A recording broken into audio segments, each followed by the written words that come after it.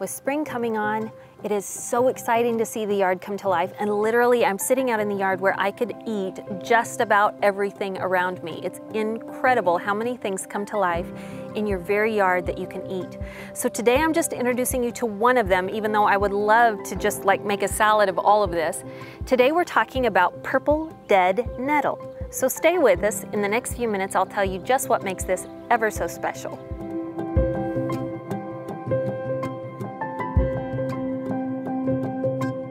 I am so glad that right now at this time of year when everything's coming to life again, you can walk out into your front yard and find about a dozen different things that you could eat right off the bat. And I'm just going to introduce you to this one that's one of my favorites. This is purple dead nettle. Sometimes you might have heard it called horse mint because it is related to mint. Or if you're a botanist, you might call it I think it's Lamium purpureum.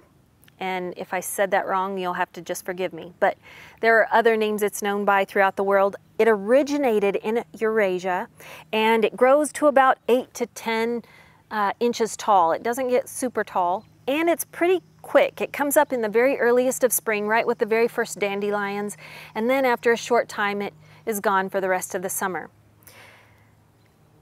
There's so many different things I love about it, but one of the things is this perfect little square tube that makes up the stem of purple dead nettle. I almost said henbit because I'll tell you, it looks almost identical from a distance to henbit, which it grows right next to. I'll show you that here as we look at this. But it's kind of got hairy little leaves, and that makes it, I don't know, a little bit of a getting used to if you just eat it raw, because the hairy leaves kind of taste like the peach fuzz on a peach. I will say this, it doesn't have a huge amount of flavor to it. It's mostly just like any other field green, although as you work your way up to the top, as it gets purpler in color, it does get a little bit sweeter, so the top ones do taste a little extra sweet. And it has these wonderful little purple flowers that the bees just love. So if you have this growing in your yard and you're interested in keeping the bees alive around us so that they can make lots of good honey, this is a great plant to have that you just bless it with your blessing and pick a little for yourself and let the bees enjoy the rest of it. Now, it is called purple dead nettle because of its purple color, obviously, but dead nettle because it's not like stinging nettles. It's very, very loosely related, but it's not ever going to sting you, so you don't have to worry about that. It is full of fiber and vitamins and iron, so it is very nutritious. Some people would consider it a superfood. I don't know that I would go to that degree, partly because we don't eat it in large quantities. But let me tell you just a few of the things that it's great with. It's wonderful for your kidneys. It's a diuretic. It's an antibacterial and antifungal.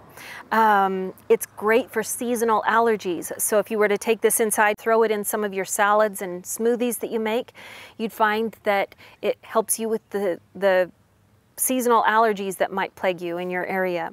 It's an anti-inflammatory. It is a laxative in large quantities. Now, that sounds scary, but I'll tell you this.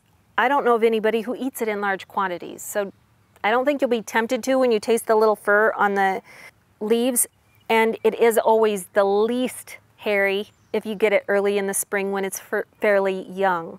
If you wait until it's kind of at the end of its lifespan and old, the fur kind of gets almost a little bit like, I don't know, a little more Velcro-y. It's a little bit stiffer, and that's not when it's really good. I like it right now in the early spring when it's still super tender, and it's fantastic in a lot of different recipes.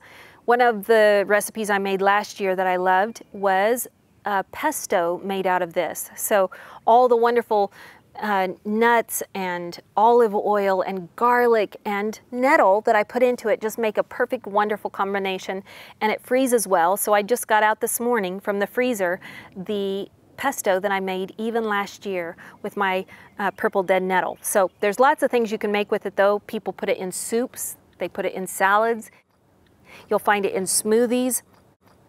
The pesto, like I mentioned, and other different garnishes. And also it makes a great tea. So you can dry the leaves or take it fresh and just pop the head off and put it in some hot tea water after you've probably rinsed it just to make sure the bugs aren't on it. and enjoy yourself a hot cup of tea. Speaking of bugs, I will say this, the way that the seeds of purple dead nettle are spread is through ants. Because it has that little hint of sweetness to it, eventually the ants will come and carry the little seeds off and plant them throughout your yard. So it is worthwhile to take your time to make sure you've rinsed it well before you eat it.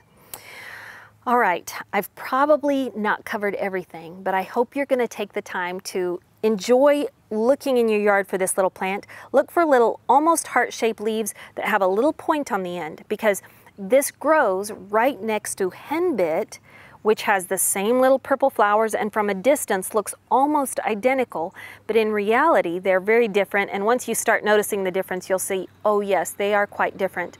But the henbit has this wonderful little circular kind of lacy type edged leaf. I don't really eat the stems, I'll say that, even though you can put them in stir fry. Some folks do while they're still young and tender, but mostly you just eat the leaves and the heads. Okay, but it's all edible. I hope you go out and enjoy it. Share this video with somebody else who might enjoy it.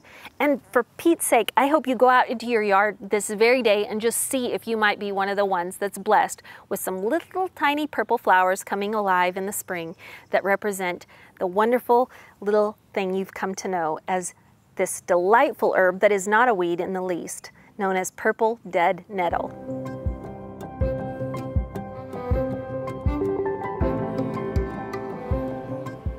Before you go, I want to share this beautiful scripture from Philippians 4, from 11 through 13. I have learned in whatever situation I am to be content. I know how to be brought low, and I know how to abound. In any and every circumstance, I have learned the secret of facing plenty and hunger, abundance and need. It's this: I can do all things through Christ who strengthens me. Now go spread the word.